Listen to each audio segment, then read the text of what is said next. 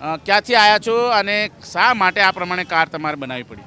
જી મારું નામ સિદ્ધાર્થ દોશી છે અને હું સુરતથી અહીંયા આવ્યો છું અયોધ્યા ખાતે અને ભગવાન રામની પ્રાણ પ્રતિષ્ઠા થવા જઈ રહી છે 22 જાન્યુઆરી તે ખુશી નિમિત્તે આજે હું અયોધ્યા ખાતે આવી ચૂક્યો છું અને બહુ જ ખુશી છે અને એ પ્રમાણે મેં મારી કાર જેગવાર રામ મંદિર પર બનાવી છે.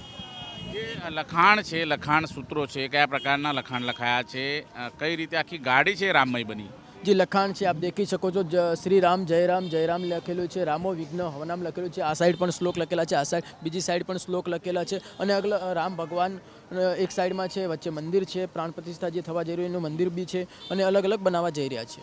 બિલકુલ. આ કાર તમે કેટલા કિલોમીટર ક્યાં ક્યાં ફરાવીને અહીં લાવ્યા? અમે 1600 કિલોમીટરથી આવ્યા છીએ. અમે 16 તારીખે સવારે નીકળેલા સુરતથી પ્રસ્થાન કરીને, તો અમે લોકો ઉદયપુર, આણંદ, નડિયાદ, રાજસ્થાન, MP બધા શહેરો લેતા ત્યાં બધાને ટોપી, ખેસ, લાડુ, મોં મીઠું કરાવતા અયોધ્યા આવ્યા છીએ.